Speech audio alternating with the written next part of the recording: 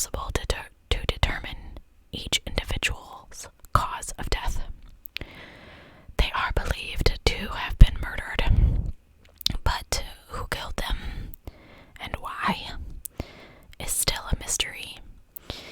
And the chilling backstory that I will tell you may or may not have had anything to do with the Jamison family, but it's quite fascinating nonetheless. So let's go back a little to 2009.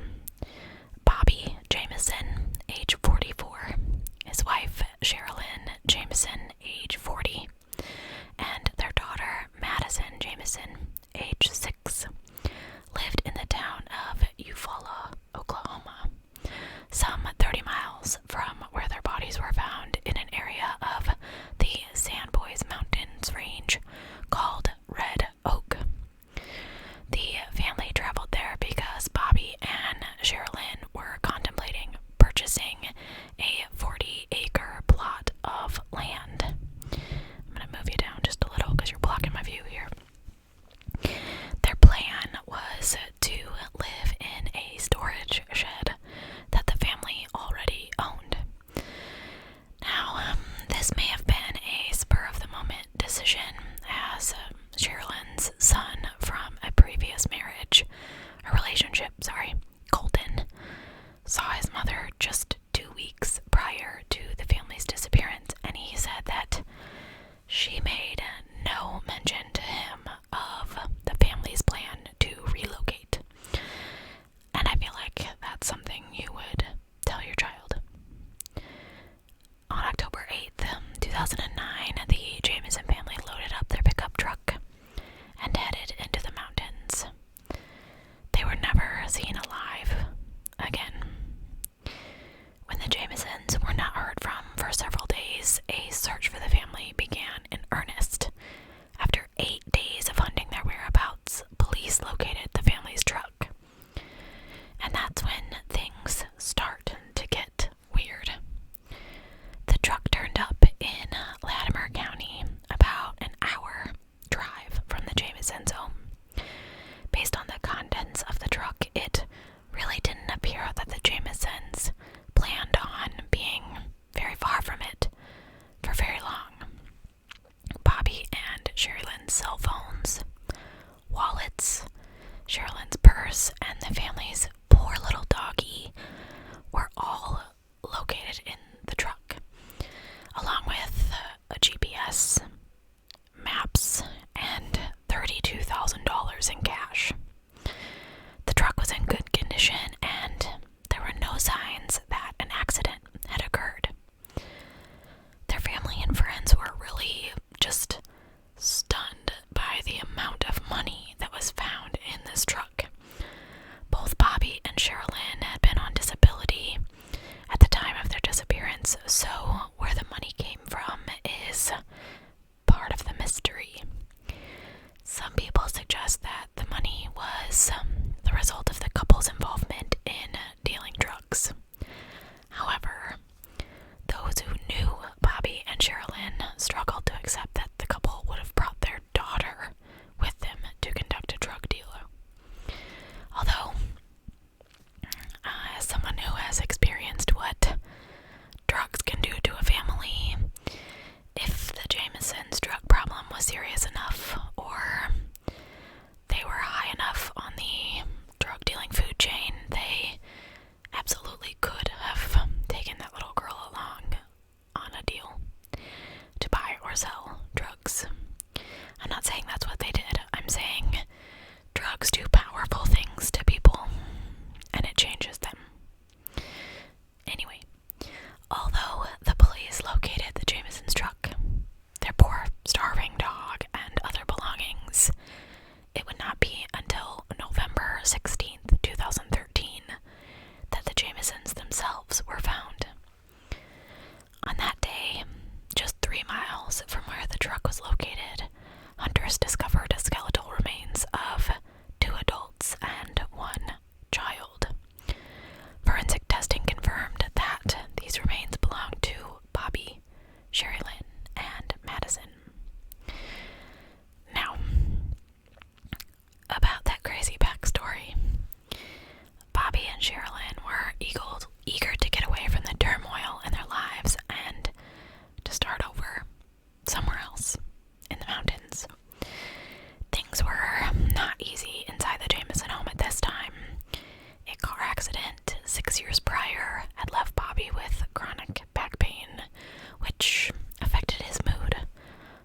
various reasons. Lynne suffered from bipolar disorder, and she had been prescribed medication, but she sometimes chose not to take it. Now, because Lynne's disorder was poorly controlled, she, like many others, often experienced bouts of severe depression, and she would often angrily lash out at people in her life, including her husband. It's no surprise on either account that the Jamisons' marriage was under a great deal of stress. According to other people, for the most part, the couple kept to themselves and within the confines of their own home. They were deeply spiritual individuals. However, this wasn't always considered a positive thing in their lives. Bobby and Lynne believed that their home was being invaded by dark spirits, so they confided in a local pastor about their concerns. Little Madison had started talking to an imaginary friend named Emily, and although it is considered completely normal for children to have imaginary friends, Lynne believed that Emily was actually a malevolent, I always say that wrong, entity. Ruined the suspicion there, Shannon, by not being able to speak English. Bobby, too, had developed a paranoia that the family was being haunted by evil. At one point, he even asked their pastor if he knew anywhere that he could purchase special bullets to shoot a handful of spirits he believed were living on the top of the family's home. Bobby was also planning to try and exorcise the spirits in the home with the help of a copy of the Satanic Bible that he had purchased. Now, if you take the disappearance of the Jamisons at face value, it seems simple. The family traveled to the mountains where they were murdered by some crazy mountain person, right? Well, maybe. Or maybe not. With nothing but 3 skeletons to go on, the police were forced to dig pretty deep into the family's background, and what they found raised more questions than answers. Police found surveillance video footage from outside the Jamisons' family home. In it, and I've watched it, Bobby and Lynne are seen walking back and forth from the house to the truck. They're loading items into this pickup truck in this zombie-like trance state. Neither one of them appears to speak. In fact, the couple made like 20 trips back and forth to the car, and in some of them, they weren't even carrying anything. At times, they just stopped and stood in place with this like really vacant stare on their faces. Now, perhaps they were just simply hyper-focused, but how likely is it that 2 people made 20 trips from the house to the truck without ever saying anything to each other? Sean and I are always laughing and joking, or, hey, grab this, hey, grab that. I mean, maybe they were in a big hurry, but I find that really strange. So, maybe they thought they were being spied on or something, but the question is, why would they think that? The odd behavior in the surveillance footage could suggest that they were on drugs, but the surveillance video was pretty disturbing for other reasons as well. In it, there's like graffiti sprayed on the side of the storage container. Lynne had told neighbors that she believed she was a witch, and that these were important self-protective messages that she had been spraying on the container. A friend of Lynne's told the police that she sometimes conducted seances with Lynne, but Lynne took them much more seriously than she did. Sherilyn had written the odd messages on the storage container, and they were very strange. One of them was about her cats being poisoned. Like, it said something like, "Witches do not like it when their cats are killed." She believed that someone in her neighborhood had poisoned her cats. Now, as you can imagine, the neighbors found her behavior extremely off-putting, and they avoided the Jamison family. But that's sort of what they wanted, wasn't it? Both friends and family agreed that the Jamisons thought their home was haunted, and a few shared that they too experienced strange phenomena in the house. But with severe depression and paranoia looming pretty large over this family, it was hard not to think that this house just sort of had like a heavy feeling to it. Alright, so what are the theories in this case? There are a lot, so stick with me. The first is that they were members of a satanic cult. Sherilyn's mother, Connie, claims that her daughter, son-in-law, and granddaughter were on an Oklahoma cult hit list. She stated that part of Oklahoma, that part of Oklahoma was known for cults and stuff like that. And she was told that Sherilyn was on the hit list. She didn't provide the name of this alleged cult, nor did the police find any links to one. She did go on to say that there was no way that Bobby and Sherilyn would put their daughter in danger. The next one is kind of strange, but bear with me. Spiritual warfare. Now, I know when people hear that term, they envision like a ghost or the devil himself just striking someone down, as if the devil literally killed the Jamisons on this mountain. I guess if you're going to believe in spirituality, you can't really rule that out.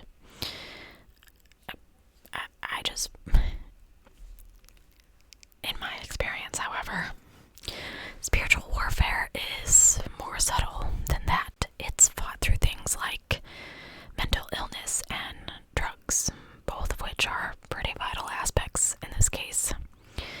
For some people, drinking brings out their demons. Part of the solution to this is to quit drinking. If you can go so far as to believe in literal Satan, then it's not a stretch to believe that Satan uses mental illnesses to further oppress people. Part of the solution to the deep depression that Sherilyn experienced was a bottle of medication that she opted to ignore. Now, I'm not blaming her for anything. I have taken medicines that have made me feel completely out of it. I'm just saying, if you believe in the devil or dark spirits that could trap someone, then you have to also believe that God or light or the all-knowing creature that you believe in provides a way out for people. I'm just saying, part of the solution, because many people are genetically predisposed to mental illness and they never show signs, and then some tragedy or stressful event triggers it. In the case of substance abuse, people have typically turned to drugs to numb themselves from a painful reality. So taking medication and getting clean are two aspects of the solution. But you have to get to the root of the problem and fix whatever it is. Unfortunately, when you have a mental illness, it's not always possible to just pull yourself together and do what needs to be done. A lot of people don't understand that.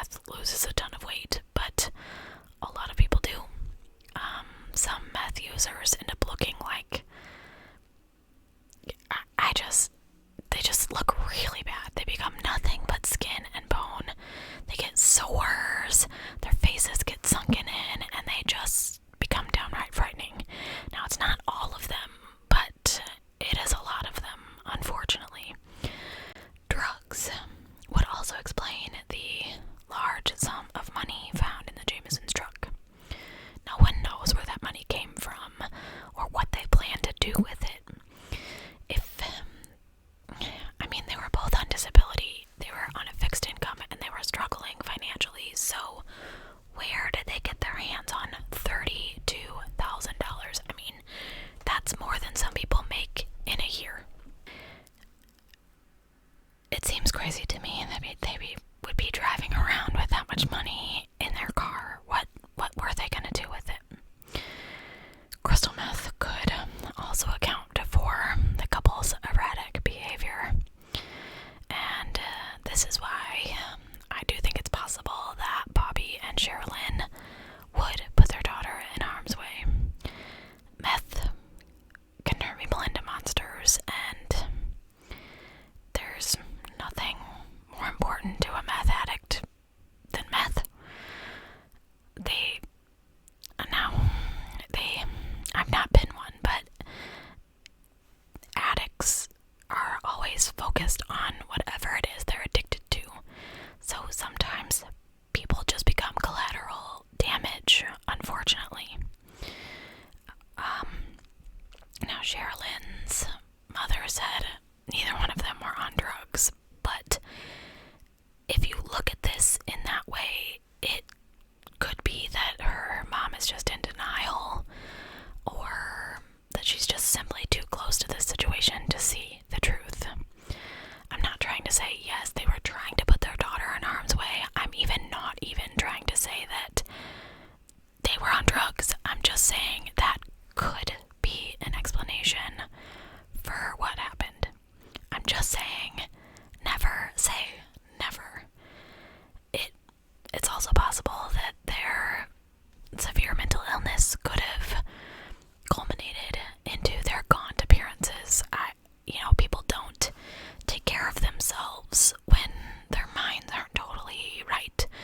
Speaking from experience, one of the things with my mom and her Alzheimer's is showering. We really have to make her shower because it's just not something that she even thinks about doing anymore. So, yes, mental illness could have contributed to them just looking so emaciated.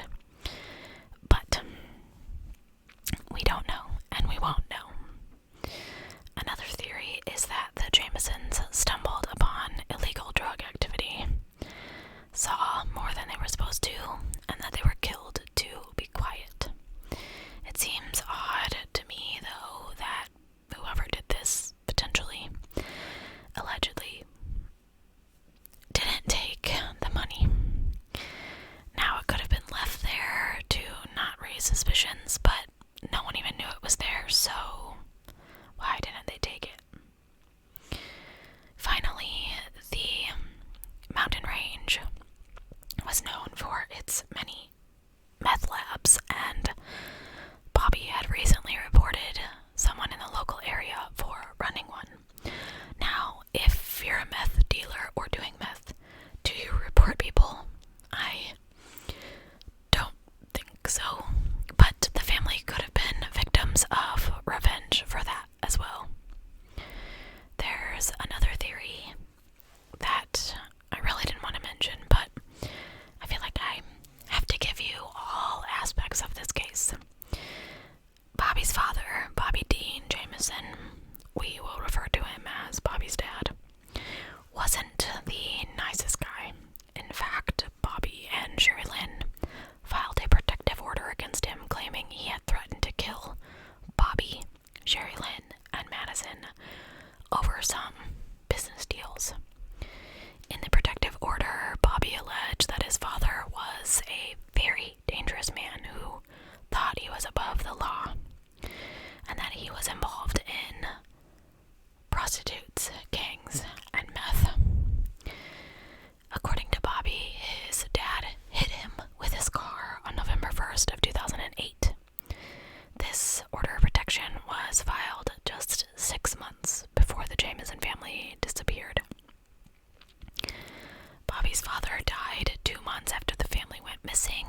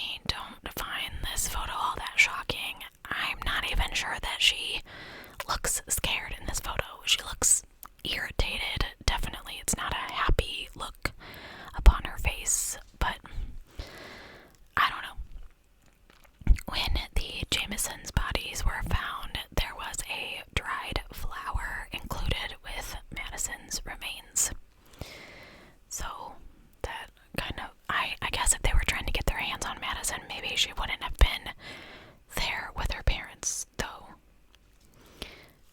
Gotta include all the theories, guys.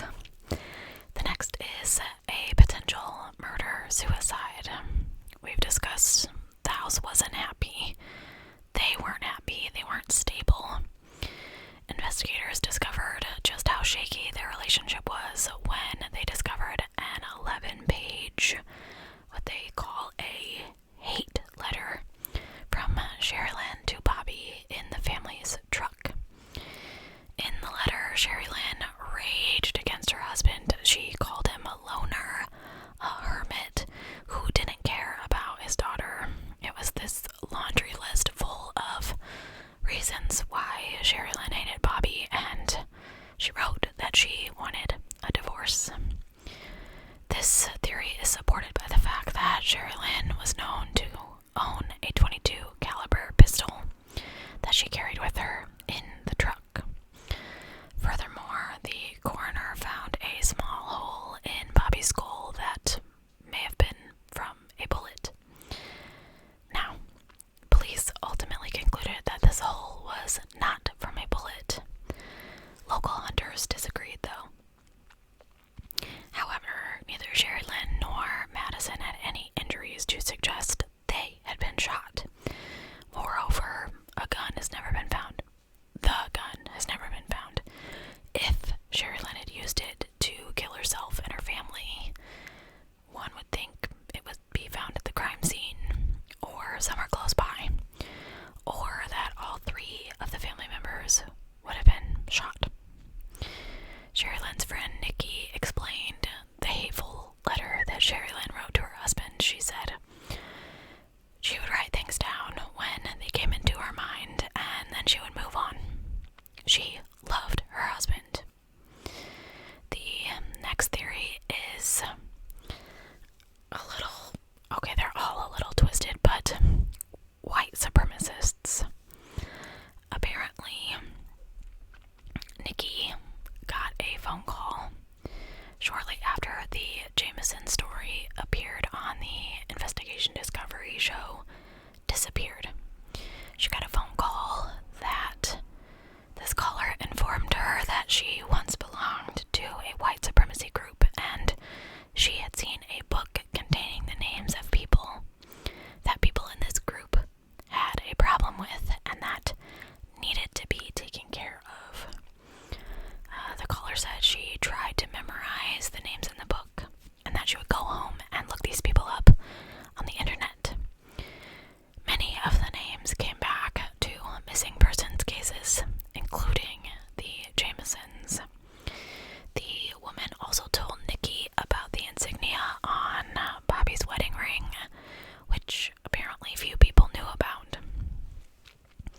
This caller told Nikki that she had overheard conversations with these men, clearly talking about Lynne, Bobby, and Madison, that they took care of them. Supposedly, one of the guys talked about how he liked to put Madison on his lap. The caller kind of supports the theory that the family was kidnapped so that the kidnapper or kidnappers could get to Madison, which just makes me horrified. Now, prior to the Jamisons' disappearance, Aimee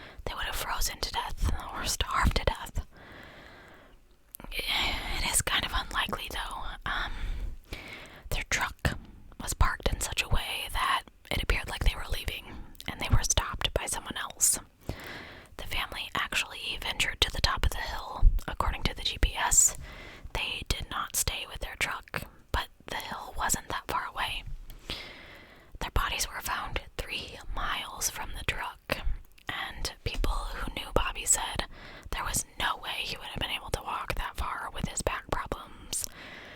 Also, the family was found side by side, face down in the dirt. It's pretty unlikely that if they died of exposure that they would have been lined up that way. I like to believe it's that one because I don't like to think that they were murdered. Now, we have a lot of leads in this case, but no answers. Most of the time, a case with so many potential leads is an investigator's dream come true, right? Not in the case of the Jamison family. There were so many leads and so many different possibilities to consider. And yet all of those leads have led to dead ends, and each question has only led to more questions. The autopsies provided no answers. The bodies were so badly decomposed that cause of death could not be determined. Alright, so barring the getting lost factor, I do think that drugs played a role in the Jamison family disappearance. Demise, I guess. I know her family doesn't believe that they were involved in drugs, but having a member of my family that has been a drug addict, I know that people do their best to cover it up, and that some people are really, really good at it. They don't want to worry their families or their friends, so they hide it. I know that actively trying to get an addict to admit that they're an addict is sometimes quite a difficult feat. Bobby and Sherilyn's appearance on the surveillance camera, their behavior, and their gauntness really points to meth use, as does their paranoia about the spirits and demons and things in their house. The family was struggling with some serious financial issues, and yet they had $32,000 in cash on them. I think maybe they were selling the drugs and planned to use this money to start over. Maybe they were only involved in drugs temporarily to fix their problems, and that they told themselves that as soon as they had what they needed, they would stop. I think they went up to the mountains to meet with someone, and maybe it was on purpose, or maybe it was a chance encounter, but they told that person they were done. They didn't want to do it anymore. This was their final shebang or whatever. And I think this might have went over like a lead balloon. Like, you know, this person was like, you don't get to quit. You can't stop till we tell you to stop, right? Even if this person agreed to let them cut ties, they knew who they were. They knew too much, and they could turn them in. I think that poor little Madison was probably in the wrong place at the wrong time, in the company of the wrong people. And I really hope that she didn't see anything and that she didn't suffer.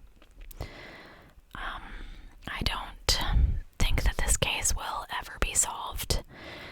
I don't think that anyone is going to come forward and confess anything, and I don't think that there is much forensic evidence to go on in this case. It makes me incredibly sad for this family.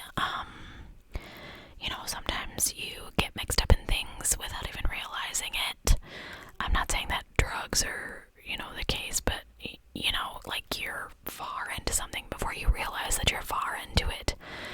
And maybe they didn't know how to get out. Maybe they did need that money. I mean, financial issues can push people to some pretty difficult decisions and positions. And I think that maybe they just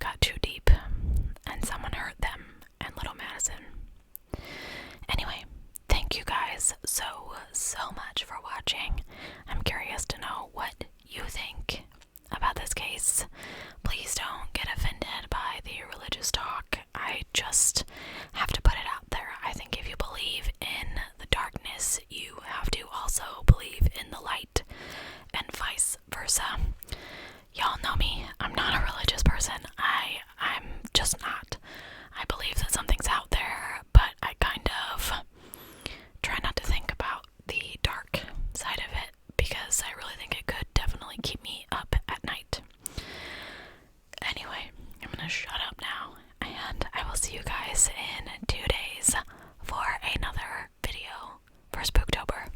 Thank you guys so much.